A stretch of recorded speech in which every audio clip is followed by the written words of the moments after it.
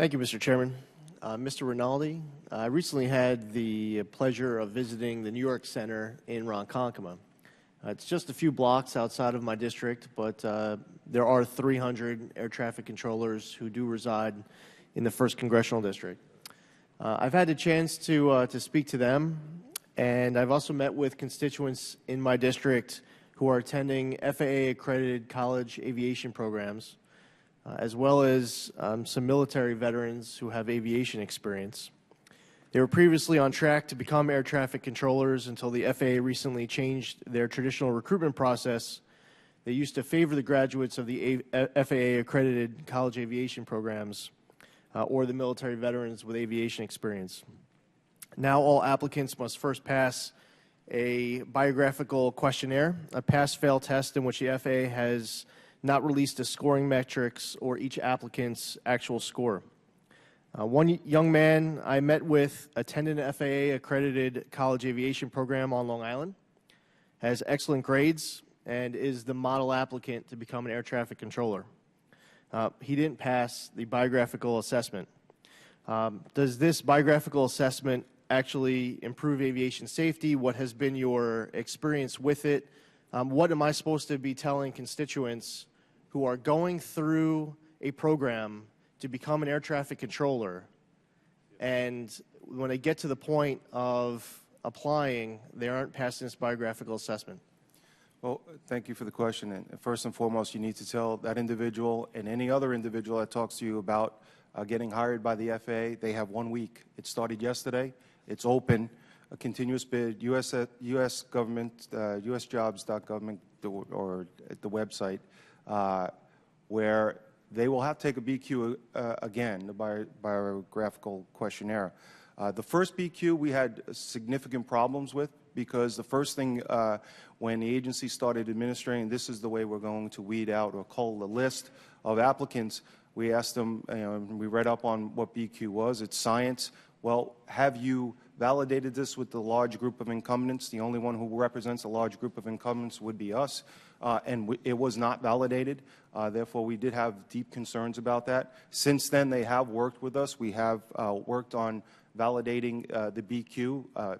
It's science. I'm not going to argue with any scientists. I'm not sure if it's going to work, but for getting hired, I think now is the perfect opportunity to tell those constituents of yours to apply for those jobs and get out there. It's only going to be open for 5 days. Recently, they had an open bid for anyone who had continuous experience of 52 weeks. Those were direct hires out of the military. We applaud the agency for doing that. We worked collaboratively with them to get that bid out there. We want qualified candidates going through the academy, so the pipeline gets into our facilities, so we can get healthy and we can modernize our system. Mr. Fuller would like the opportunity to comment. Actually, it's an area outside of my expertise. I appreciate the problem. Okay. Thank you, Mr. Rinaldi. Is there anyone else who wishes to comment on the biographical assessments? I mean, I just got sworn in at the beginning of January. I've been kind of surprised by the amount of constituents who have come to me explaining that they're having these issues with the biographical assessment. So if we can keep an open line of communication to get your comments here in the coming weeks with the current open enrollment process. Well, I think it's a big concern.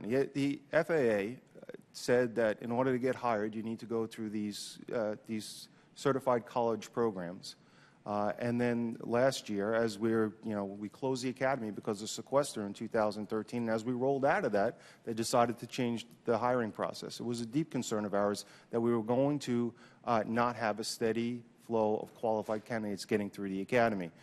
So I would love to keep that dialogue open with you, sir. All right, thank you. And just on behalf of those constituents going through that program, I just have a tremendous amount of compassion for the fact that this is their goal. This is their dream at the end of college, to have that opportunity to work in the New York Center or one of your other locations, and they're studying hard, getting great grades. Hopefully we can find a place for them in the FAA.